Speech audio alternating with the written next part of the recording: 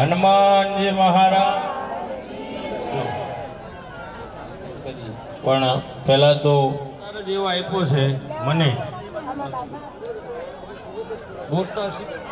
પહેલા તો અહોભાગ્ય એ કે કંઈક એવું ભજન સંલગ્ન થયો મને વસંત બાપુ આપણે પછી બીજું આપણે બાજીરે બાપુના આશ્રમ રાખી બીજું કહેવા માંગુ છું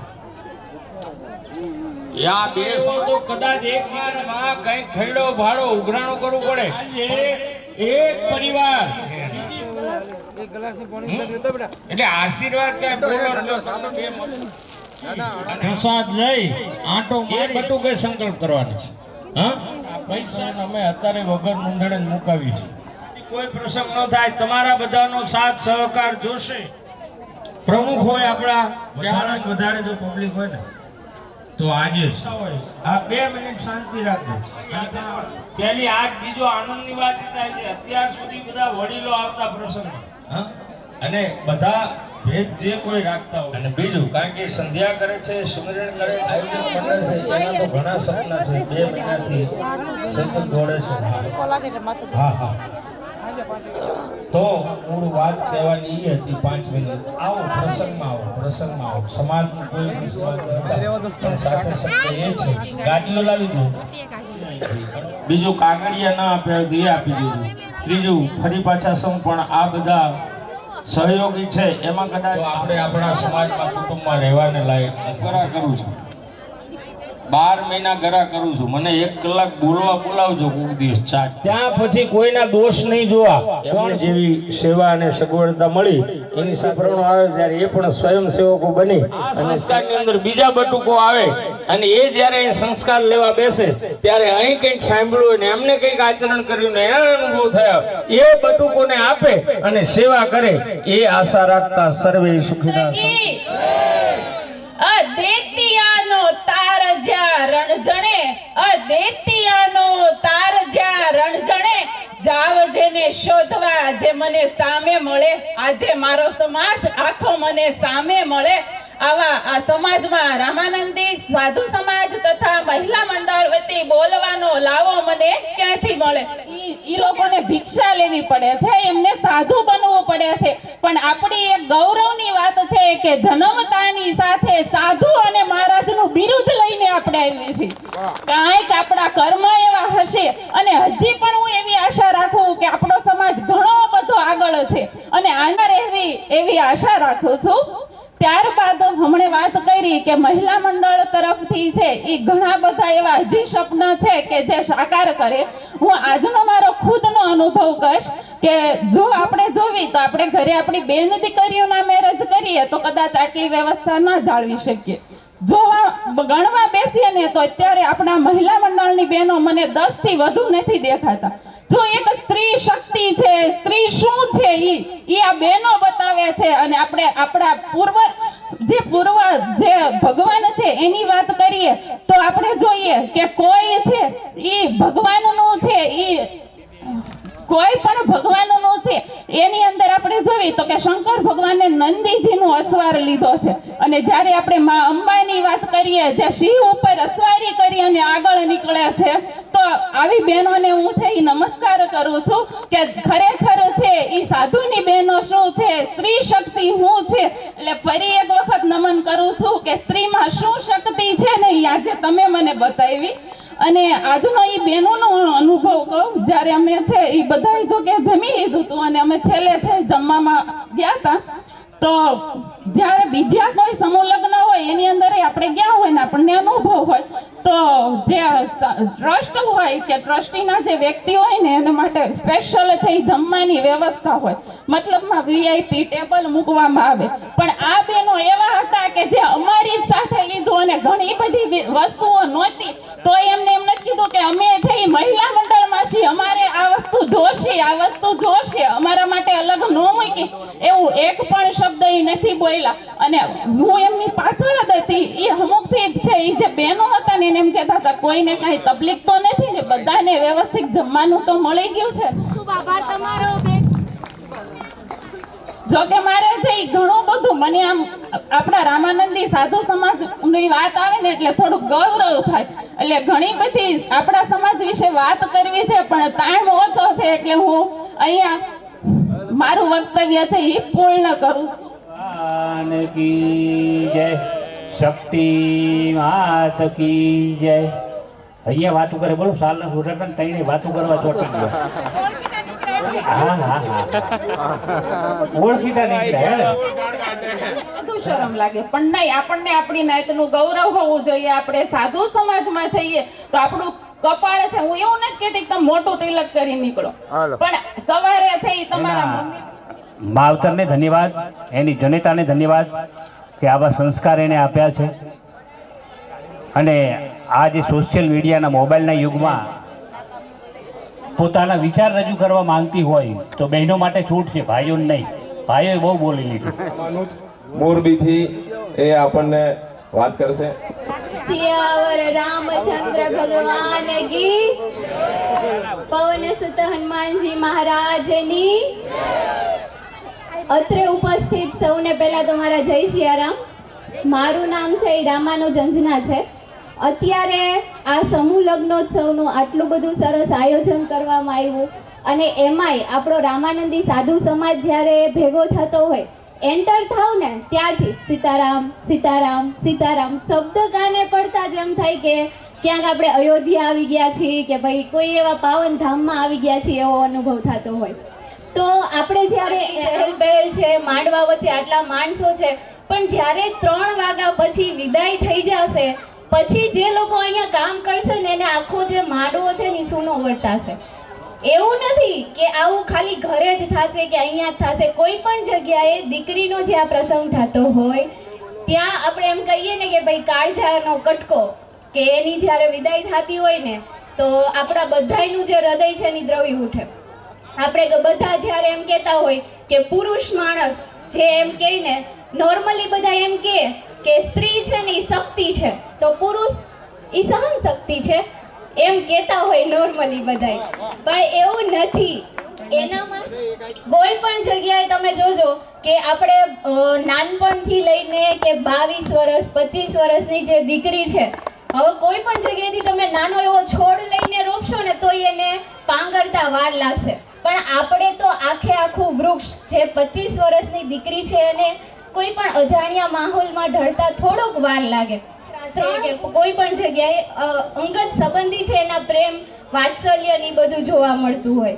તો એટલા માટે હું તો એ જ કહીશ કે જેટલું તમે સહન કરશો, આપણે એમ કહીએ ને કે ભાઈ એડજસ્ટમેન્ટ તો બેયને કરવું જોઈએ. તો એટલા માટે આપણે હળી મળીને શાંતિથી બધા રહીએ. અને રામાનંદી સાધુ સમાજને પણ એટલી જ પ્રાર્થના કે સીતારામનો જય ઘોષ છે. સ્વાગત અને સન્માન કરીએ છીએ. બધાય તાળીઓના ગડગડાટથી આપણે આ ઘટનાને, આ ઘડીને વધાવી લઈએ. બહુ સરસ બોલી છે દીકરી, તાળી પાડો. બહુ મોડી પડે છે. બોલો રામચંદ્ર ભગવાન કી જય. હજુ અંજના કવિતા એક આપણને સંભળાવો. આભાર કેવટો મોટો ભાર છે. એ આભાર માનવો તો સૌ પ્રથમ હું વાત કરું કે આમાં અમે તો એક ટીમ બની, મહિલા મંડળ અને પૂર્વ ઝોન તરફથી. અમે તો બસ ચાલતા ગયા, લોકો જોડાતા ગયા અને એક કારવા બન ગયા. અમને ખબર જ ના પડી કે આ ભગવાન શ્રી રામચંદ્ર ભગવાન, શ્રી કૃષ્ણચંદ્ર ભગવાન અને હનુમાનજી મહારાજ ઈષ્ટદેવ, રામચંદ્ર ભગવાન, કૃષ્ણચંદ્ર ભગવાન અને હનુમાનજી મહારાજ, એમનો હૃદયથી આભાર માનું છું કે આ કર્મ કરવાની અમને એક તક મળી છે. આમાં અમે કાંઈ નથી કર્યું. ભગવાને અમને એક તક આપી કે ભાઈ આ એક કામ કરો તમે. અમને કોઈ અગોચર એવી સૂચના મળી અને એક કામ થયું કે ભાઈ સમૂહ લગ્ન કરીએ.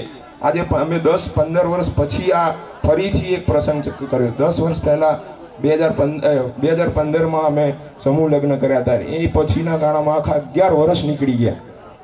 તો આ એક અગમ ભગવાનની કોઈ કૃપા વરસી. અને એટલે એ ભગવાનનો પહેલાં તો હું આભાર માનું કે જે એમણે અમને આ પ્રેરણા આપી કે તમે સમૂહ લગ્ન કરો. ત્યારબાદ જેના વગર આ સમૂહ લગ્ન ન થાય આ પ્રસંગ જ ના થાય એવા વરઘોડિયા, કારણ કે વરઘોડિયા જ ના હોય તો આપણે બધા અહીં ભેગા જ ના થયા હોય.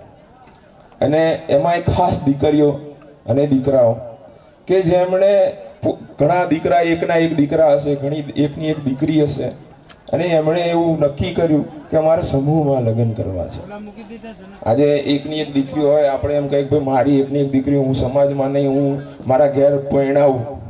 પણ આ એક સમૂહ સહકારની જે ભાવના હોય, સમાજની એક ભાવના હોય, 1000 વર્ષથી આ સનાતન ધર્મ ઉપર 1000 વર્ષથી આ સનાતન ધર્મ ઉપર, આપણા ધર્મ ઉપર હુમલા થતા રહ્યા છે. 1000 વર્ષ, 700 વર્ષ મુગલોએ આપણા ઉપર રાજ કર્યું. 1-2 વર્ષ નહીં, 700 વર્ષ. એ પછી 300 વર્ષ આપણા ઉપર અંગ્રેજોએ રાજ કર્યું. અને છતાં આપણો સનાતન ધર્મ આજે પણ ટકી રહ્યો છે. તો એનું કારણ આપણે બધા રામાનંદી સાધુ સમાજ, બ્રાહ્મણ સમાજ છે. એના પાયામાં જગતગુરુ રામાનંદાચાર્યજી ના હોત, આજથી 725 વર્ષ પહેલા જો એ જન્મ્યા ના હોત, તો આપણો દેશ પણ મુસ્લિમ દેશની જેમ ફ્રાન્સ, ઈરાન, ઈરાક, આ બધા દેશો પહેલા ક્રિશ્ચિયન એ બધા દેશો હતા, અને એમાંથી આખા બધા મુસ્લિમ કન્ટ્રીઝ બની ગયા. આજે વિશ્વની અંદર 198 દેશ, એમાંથી 100 થી વધુ દેશ મુસ્લિમ દેશ, 50 થી વધારે ક્રિશ્ચિયન દેશ, ખાલી માત્ર ને માત્ર હિન્દુ રાષ્ટ્ર 2, એક નેપાળ અને એક ભારત. ભારત તો આપણું સાંપ્રદાયિક કહેવાય પાછું, અને એમાં સનાતન ધર્મ આજે 1000 વર્ષથી ટકી રહ્યો છે. તો એના પાયામાં આપણા જગતગુરુ રામાનંદાચાર્યજી, જગતગુરુ નિંબાર્કાચાર્યજી, જગતગુરુ વિષ્ણુ સ્વામી, જગતગુરુ માધવાચાર્યજી અને જગતગુરુ શંકરાચાર્યજી મહારાજ, એમની અખંડ તપસ્યા, અને એ તપસ્યાના કારણે આપણે આજે આ બધા અહીંયા ભેગા થયા છીએ. એમના આશીર્વાદથી આ એક કાર્યક્રમ થયો છે. તો એમનો પણ હું આભાર માનું છું કે આ એક અમને કામ કરવાની તક આપી. એ પછી બટુકો કે જેમણે જનોઈ ધારણ કરી અને 16મો સંસ્કાર એ અહીંયા આપણે પાવન ભૂમિ ઉપર પૂર્ણ કર્યો છે. તો એ પણ જોડાયા, તો એ માટે એમનો પણ આભાર. એ ત્યારબાદ એમના માતા પિતા બટુકોના અને વરકન્યાના એમનો પણ આભાર કે જેમણે આ એક કઠણ નિર્ણય લીધો કે ભાઈ અમારા સમાજની અંદર, સમૂહની અંદર લગ્ન કરવા છે. તો એ બદલ એ મા બાપનો પણ હું અત્યારે આભાર હૃદયથી માનું છું. ત્યારબાદ જે અમારું સૌથી મોટું પ્રશ્ન હતો, કરિયાવર શું થશે, કેવી રીતે થશે, કારણ કે પૈસા વગર તો કંઈ થાય નહીં. ખિસ્સામાં હતા નહીં કંઈ કાવડિયા, અમે કોઈ કરોડપતિ તો હતા નહીં. આ બધા સ્વયંસેવકો, અમારા જો ટ્રસ્ટી છે, કોઈ કરોડપતિ નથી. બધા મધ્યમ વર્ગના, નોકરી કરતા, ધંધો કરતા, રોજગાર કરતા એવા. તો એ કરિયાવરના જે દાતાઓ અમને એક મળતા ગયા કે ભાઈ સાડી અમારા તરફથી, પેલા કે કઈ ચોખા અમારા તરફથી. પછી ફર્નિચરમાં અમે નક્કી કર્યું તો કે 17,000 સેટ કરાવો. તો 17,000 ભેગા કર્યા. ત્યાં બીજા એક દાતા જન્મ્યા કે દેવભાઈ દેવ મોરારી. એમણે કીધું કે ભાઈ ફર્નિચરનો તમામ ખર્ચો હું આપી દઈશ. હવે આ પ્રેરણા કેવી રીતે, ક્યાંથી, કોણ પૂરી પાડે? અને આ રીતે ભોજનના દાતા મળી ગયા. ચંદ્રવીરસિંહજી, ગુગા મહારાજના ભુવાજી, એણે પહેલા જ કહી દીધું કે ભાઈ ભોજનનો ખર્ચો મારા તરફથી. એના પાયામાં ધનંજય બાપુ, ધનંજયભાઈ રામાનુજ, જેની પ્રેરણાથી ચંદ્રવીરસિંહજી મહારાજ બાપુએ આપણને ભોજન આપવાનું નક્કી કર્યું કે ભાઈ અમે તો ખાલી બોર્ડ લગાવ્યું હતું રામજી મંદિરમાં, ધનંજય બાપુના ત્યાં મંદિરમાં, અને ચંદ્રવીરસિંહજી ત્યાં દર્શન કરવા ગયા હશે અથવા મળવા ગયા હશે. તો એમણે જોયું કે છે શું, આ લોકો કેવી રીતે જોડાય એની વાત છે. કે રામાનંદી સાધુ સમાજની પછી એમણે વાત કરી ધનંજય બાપુએ, તો કે હું ભોજનનો ખર્ચ હું આપી દઉં. કે એકદમ સહજ આપણે એમણે સાંભળ્યા ગોગા મહારાજના ભુવાજી. ત્યારબાદ હરીશ કાકાએ, એ તો અમે જ્યારે હનુમાન જયંતીએ નક્કી કર્યું હતું કે ભાઈ અમે સમૂહ લગ્ન કરવા છે, ત્યારે જ એમણે 51,000 રૂપિયા કે મારા તરફથી. પછી જે રૂપિયાના દાતાઓ 21,000, 51,000, 25,000 એમ જે લોકોએ આપણને આર્થિક સહયોગ કર્યો છે, એ તમામનો હું હૃદયપૂર્વક આભાર માનું છું. તમામ કરિયાવરના દાતાઓનો હું હૃદયપૂર્વક આભાર માનું છું. અહીંયા ટેબલી હનુમાન આવડી મોટી વિશાળ જગ્યા અમદાવાદની અંદર આપણે ગોતવા જઈએ તો મળે નહીં. પાર્ટી પ્લોટ રાખીએ તો ઓછામાં ઓછા 4 થી 5 લાખ રૂપિયાનું ભાડું થાય. અને આ જગ્યા આપણને રોકડિયા બાપુને અમે મળ્યા, એમણે કીધું કે આ બધું જ તમારું, આખું મંદિર, આ જંગલ, તમારે જ્યાં જે કરવું હોય. તો આ ઉદારતા રોકડિયા બાપુની, નિર્મોહી માતાજીની, એની અસીમ કૃપા આપણા ઉપર વરસી અને એમણે કીધું કે બધું જ તમારું, તમારે જે કરવું હોય અહીંયા, જ્યાં ખાડો ખોદવો હોય ખાડો ખોદો, ખાડો ખોદો, જ્યાં જે લગાવો એ લગાવો. અહીં જે વસ્તુઓ પડી છે મંદિરની અંદર એ બધી તમારી, તમારે જેમ વાપરવું હોય એમ વાપરો. તો આ તકે એમણે જે આપણા ઉપર ઉદારતા બતાવી અને આ મંદિર આખું કેમ્પસ આપણને શું આપી દીધું કે બધું તમારું છે. તો હું રોકડિયા બાપુ મહારાજનો આ તકે હૃદયપૂર્વક આભાર માનું છું. ત્યારબાદ અહીંયા જાનમાં ઉપસ્થિત જે લોકો, જાનૈયા વર પક્ષમાંથી, જાનૈયા દીકરી પક્ષમાંથી, માંડવ્યા, એ જો અહીંયા આવ્યા છે એનો પણ હું હૃદયપૂર્વક આભાર માનું છું. કારણ કે અહીંયા તમે જે બેઠા છો, જે આ રોનક છે એ એનાથી છે. બસ આ તકે હું બીજું કાંઈ નહીં કહું કે પીર पर्वत सी पिघलनी चाहिए, पीर पर्वत सी पिघलनी चाहिए, एक और गंगा यहाँ से निकलनी चाहिए, एक और गंगा यहाँ से निकलनी चाहिए. तो आ जगतगुरु रामानंदाचार्य અને 4 જગતગુરુનો આ પરિવાર, ચતુર્થ વૈષ્ણવ સમાજ કહેવાય, એનો આ પરિવાર આપણે બધા, અને અહીંથી એક એવી ગંગા નીકળે અને આ સમૂહ લગ્નમાંથી એક એવી પ્રેરણા મળે કે દર વર્ષે કે દર 2 વર્ષે અમે આવા સમૂહ લગ્ન કરી શકીએ. એવા તમારા બધાના અમારા ઉપર આશીર્વાદ આવે, એ જ બસ, બીજી કોઈ અભ્યર્થના નથી. જય સિયારામ. ને તો નક્કી કર્યું છે કે મન પડે ત્યાં ઉગવાનું. આ નદીઓને કોણ રસ્તો ચીંધે છે? આ નદીઓને કોણ રસ્તો ચીંધે છે? પણ એને તો નક્કી કર્યું છે ગમે તે થાય સાગરને તો મળવાનું. આ પક્ષીઓને કોણ ઉડતા શીખે છે? આ પક્ષીઓને કોણ ઉડતા શીખવે છે? પણ એણે તો નક્કી કર્યું છે ગમે તેમ કરીને આભને આંબવાનું. આ માછલીઓને કોણ તરતા શીખવે છે? આ માછલીઓને કોણ તરતા શીખવે છે? પણ એણે તો નક્કી કર્યું છે કે જળના ઊંડાણ તો માપવાનું. આ પ્રાણીઓને કોણ કમાવતા શીખવે છે? આ પ્રાણીઓને કોણ કમાવતા શીખવે છે? પણ એણે તો નક્કી કર્યું છે કે રોજ પેટ ભરીને જ સૂવાનું. આ અબોલ જીવને કોણ ભાષા શીખવે છે પ્રેમની? આ અબોલ જીવને કોણ ભાષા શીખવે છે પ્રેમની? પણ એણે તો નક્કી કર્યું છે કે દરેકની લાગણીની ભાષા સમજવાનું. અંજલિ, માણસ ઝંખના માટે સર્વસ્વ ભટકે છે. માણસ ઝંખના માટે સર્વસ્વ ભટકે છે, પણ કર્મ જ નક્કી કરે છે કે એને શું મળવાનું.